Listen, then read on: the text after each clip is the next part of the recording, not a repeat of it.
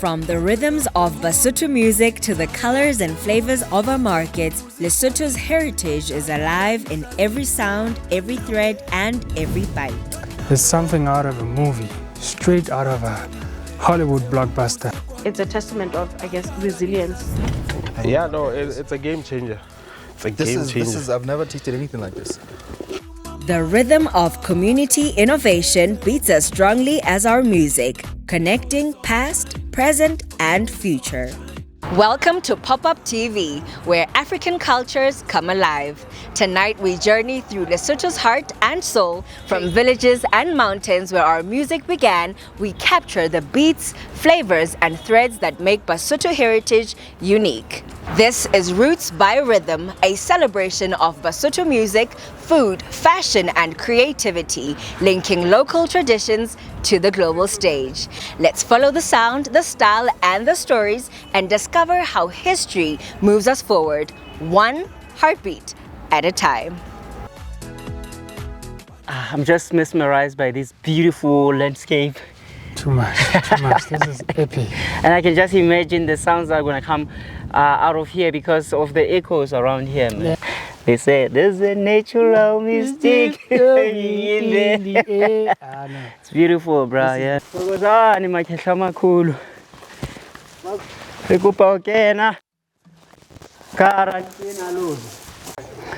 Yeah, we finally here. We have arrived to our destination. We're fine now. Yeah. So it wasn't easy. Not at all. Yeah.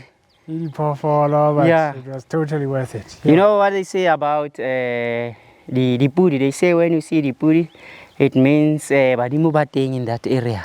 It means you are protected because the guardians are with you, basically. Yes. Woo. Yeah. Can you hear that? Can you hear that?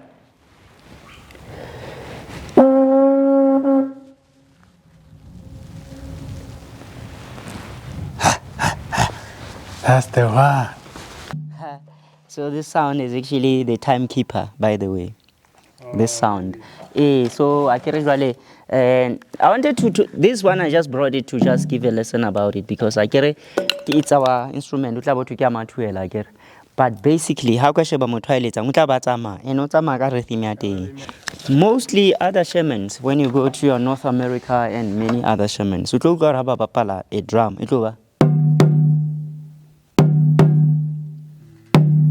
You know, it's more of a relaxed. So what does that say? It says we need to catch up. We are in a hurry because there's something that we are chasing that we need to bring back. So if you're thinking of doing anything, this is the speed. You're right. What you just said about the drum. You pace. Because really, with any song, yes, you first have to establish the rhythm. Yeah. The mood. Yeah. Before we even get to the chords and the emotions we're trying to evoke. Yeah. First, it has to be the drums. So if we're talking that pace, then think of every other instrument. Sometimes it doesn't have to be within the timeline. Yes, so but this is because now I think the most important thing is to get people to understand this sound. Imagine you playing that. I just want to come up with some creativity. You're working and then it starts raining. Okay. The thunder and the rain. And now, it's definitely time to rush. It's going on. You get? All right, we're still going. Now we're bringing on a kudu horn.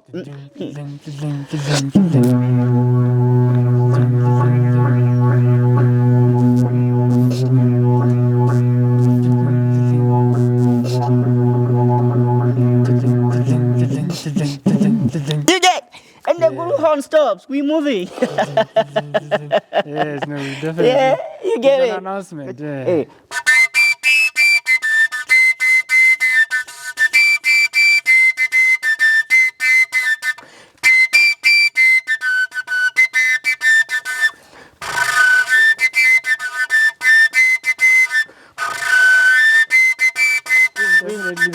comes. Yeah, and then we're still moving.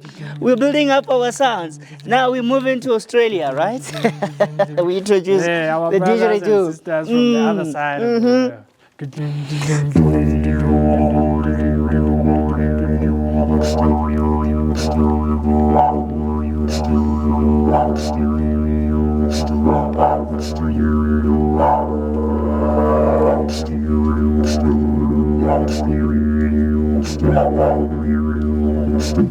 You get? We're still moving, you know, and I can imagine now we introducing some stolo. Hey, one of my favorites. Yeah. This one. Where is my stoloto? Okay. Now, here we calling the owners of the caves, Jole Barwa. Yeah, the original. The original people, yeah. So,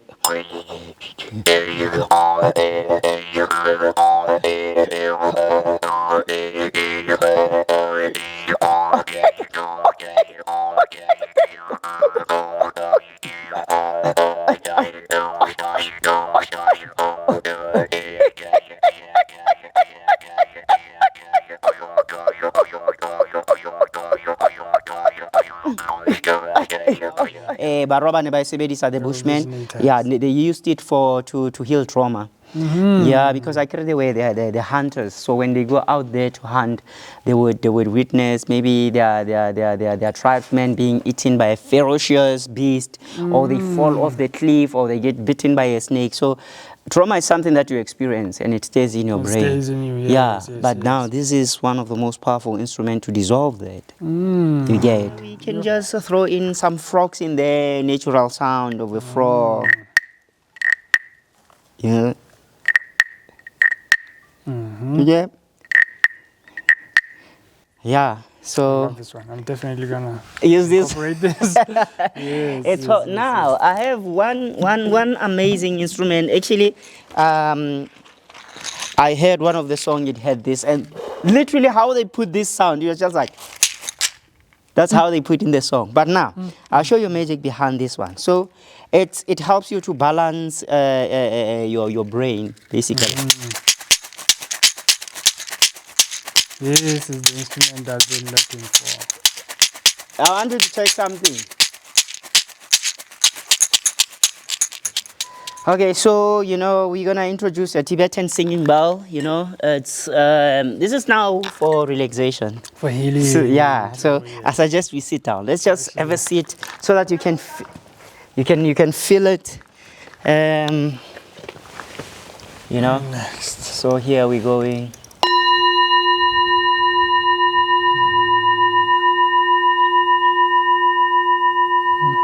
This is now after our hectic walk, our hectic. activity. Yeah. Yes. Okay, so now I'm gonna play it in a different way. I hope I'll manage.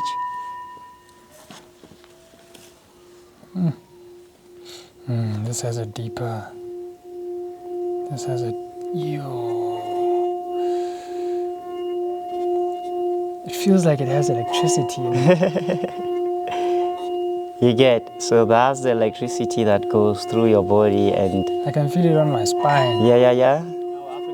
African culture, we would have like your cowbells. A cowbell, I think you've had it in the morning, and you hear Yes, and then definitely. that in your brain, it just makes sure it relaxes you so much.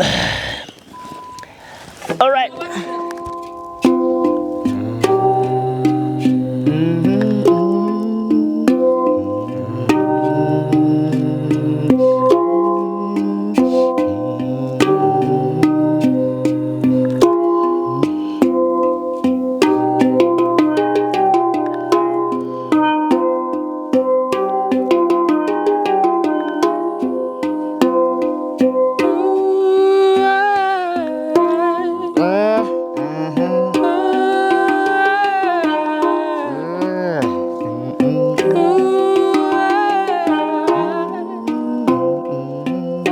So this is what I have, all these instruments that I was showing you today. Yeah, so now I hand it over to you. Oh yes, I feel like a chef with the most rare and exquisite ingredients to yes. just go play with. Yeah. No, I'm gonna have fun. Yes. From the rhythms of Basotho music to the colors and flavors of our markets, Lesotho's heritage is alive in every sound, every thread, and every bite.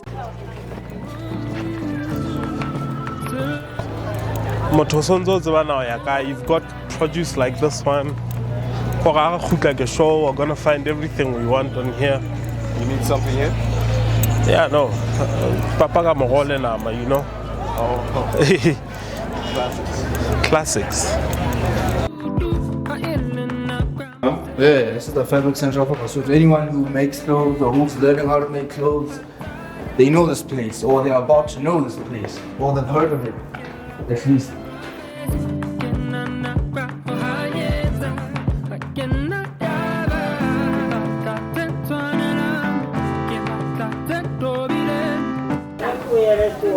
Which one do you think we should go for? Chef, let me ask the chef. Depends on what you're going for. Which one do you like? Okay, just off of instinct. Off of instinct. The blue one. The blue one. The blue oh my one's god. Chef is really a classic man. The Classic blue blue. You're like 6 meters. How much is that?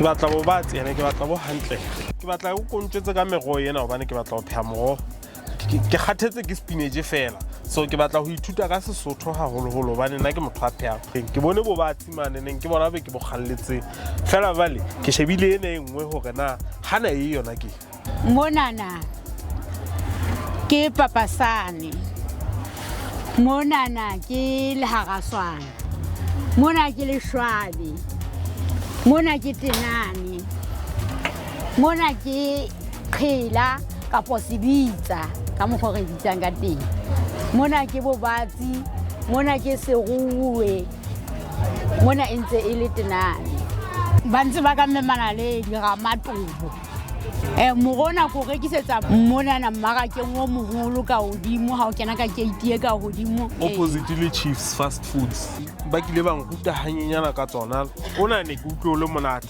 khela ke yona ke sensho hantle ka yona so ke na like ke tlotla ke eng ka bat ke kopa go ntlhalosetse gore na ho etsalang ka yona khela e sebetsa haholo mme ho e ja wa rona o tlamea kana go nngwe ha o e pheha go duena teng o ntshe o tlotla o etsa o tlotla o inwa okay e tlotla e o thusa sebakeng sa bo high blood sebakeng sa ha o ntso enwa haholo ka ikopanya le leshwabi e tlo thusa le sebakeng sa bo mahlo jwalo so nna ke tlotla ke ikopela bo batsi bona o mfele khela o ya nda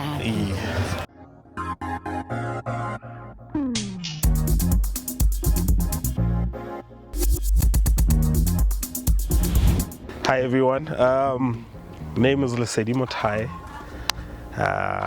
I'm here to cook for you today. So basically what we're doing today is T-bone steak. You know, my idea behind this was Basotho ba rata papaga moro le nama. So I wanted to elevate that for outdoor use. Ladies and gentlemen, introducing to you my collaborator, Ntate Nathane Makhalanyane. How's that no matter. What are we doing? Yeah, no, it's a classic twist, my own classic twist to papaga moro le nama. You know, that's what every Mosotho grew up with. So I like my pieces like thick, you know, thick. What we have here is for the pap. We're going to be doing pap chips. Pop chips. Pop chips, yes. Okay. And then we've got moroho as well. And then here, this is for the steak. Yeah. The T-bone steak. So your cooking station is done. Okay. Yeah. Basically. So what is that? What's frying? What in there? Some of the fat from the T-bone steak. So it adds a little bit of flavor to the oil as well. Okay. Yeah. Ke rata the aromatina because it has that buttery taste. You know how it's a steak, you got your salt and pepper, but you also want to add like your herbs, you want to add those nice things. So this here is a chili sesame oil. I'm gonna put it with the moro as well. You don't need a lot because this thing is potent. And here you got liquid smoke because you still want it smoky. Just to give you a heads up, my collaborator had to go get his sketch pad. As you know, he's a fashion designer, so he's doing something in relation to what we're doing right now. Okay. Melting the butter, and then I'm gonna put a little bit of thyme in there just to flavor that. I still like my moroho a little bit chunky, so that's how I'm gonna keep it. So that is your spinach. This one, it's fine. It can be as fine as possible. It's not the star of the show. It's just the supporting act. So where we're at, so we've put some raw in there. Okay. Yeah, and now we've melted our butter. This is gonna go onto the steak as well. Okay. Because that's what we want. We want that buttery taste on the steak. Soft on the inside. Yeah, and then we still want it medium rare. I like medium rare. Some people like medium, some people like well done. I think well done on a steak is criminal, but yeah, no. What are we gonna say? Yeah. But yeah. Oh, also I've infused some thyme with the butter. That's how it's pronounced. I used to pronounce it as thyme. No, it's thyme. It's thyme. Yeah. Let's see. So this is still the mixture of the spinach and the kela. Yes, kela. Lebobatsi. And now that's for the steak. If you can stand Momo Gaming, you can actually smell what we're cooking now. Oh yeah, there we go. Remember we put thing in here. That's sesame oil. That also adds to the flavor. You'll find that umami like taste. And then yeah. Okay, what exactly is umami? Before Who is umami? Before I explain that, we need to rest this now. Okay. Since ele medium rare, I'm just gonna put it over there, ne? Okay. So that it rests. Okay. Now we're done. So sakashavane the pop chips now. Pop chips. So umami. AKA malabota. Umami. No. Not yet. Umami is one of your 5 tastes, ne? You've got sweet, you've got bitter, you've got salty, you've got sour. Yeah. There's also a 5th one, which is umami. You know how soy sauce leaves a certain aftertaste? You just study that aftertaste. That's umami. Soy sauce, oyster sauce, black bean, some of the cheeses. Yeah. So pop chips. We're gonna take our knife.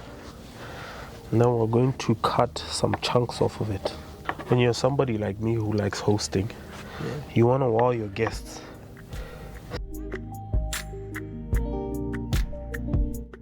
We've got our flour right there, and then we've got our eggs, beaten eggs, and then we have our panko crumbs, and then we have our bab. Our bab. Yes. Before it becomes chip bab. Before it becomes chips.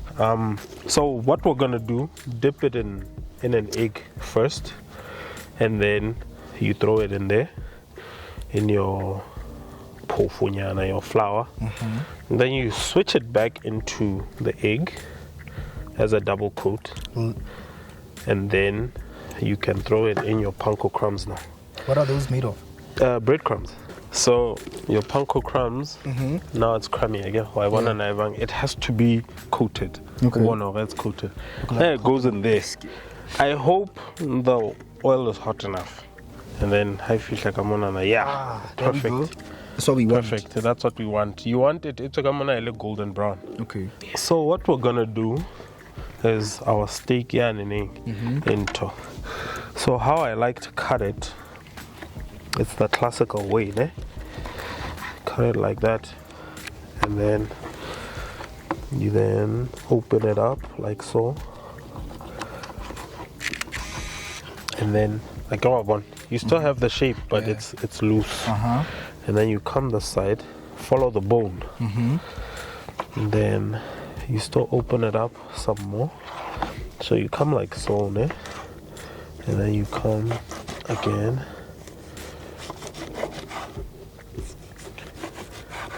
And then you throw it in there. And then this is what you do, ne? Put it over there. Your pop chips, just complement it, and then you put some moroho and wagona. Just do that. And then that's your papaga moro dish done.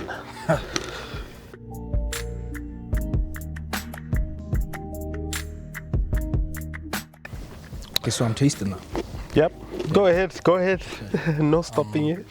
Yeah, I feel like you wanna pray first? No? Okay.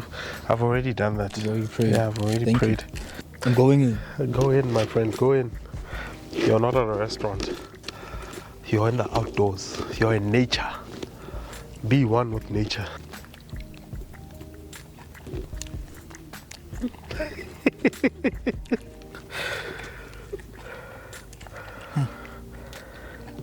I can feel your energy from here. What are you thinking? Have you ever been to the doctor and you're late for your appointment? And then there's no one in front of you. This is what that tastes like.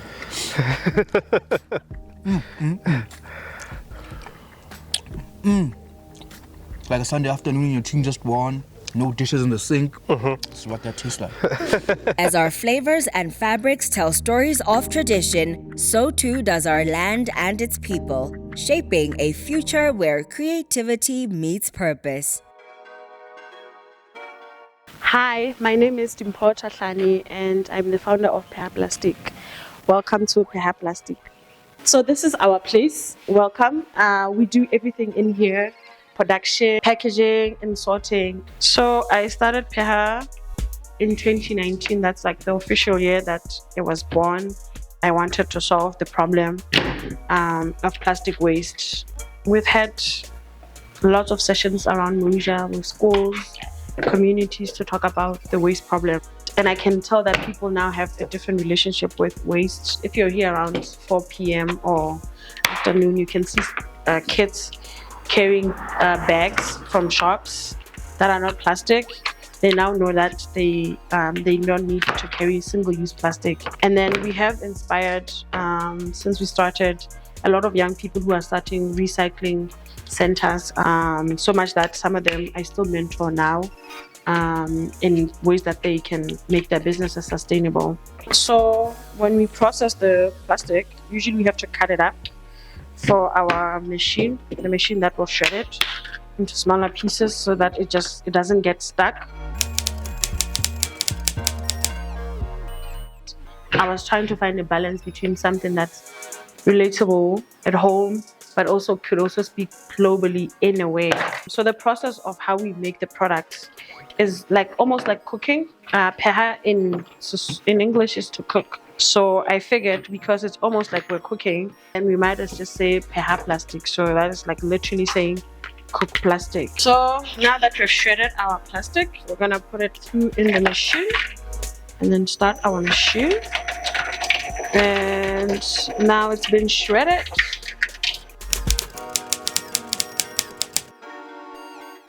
I think generally, like being creative can change the world. Part of our work is also to do storytelling. We have a new book coming out, a children's book, that is teaching about waste management. We try to use storytelling here at Peha Plastic to educate about the impacts of our, waste on the environment. And so we believe that storytelling is big to create awareness, to change people's perception, to make them think differently. And it's so important that we create art here in the places that we live that is also contextually relevant for people, because people need to be able to relate to the stories that they know, which is to say that a lot of the media that we consume really about things that talk about environment, waste management is really stories that are outside of the country or far away, and so they're not relatable enough for people to learn. Right, so this is the shredded plastic. So now that we have this, we're gonna take it to the injection machine. So today we'll be using our peg mold. I'm gonna wear my gloves. This is my protective gear.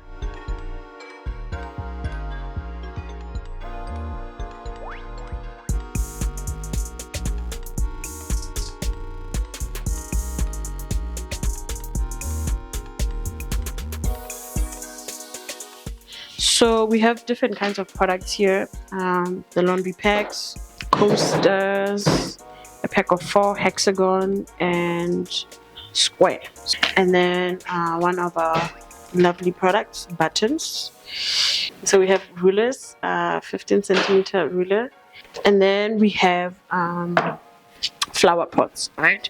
And then the jewelry line will come from failed products.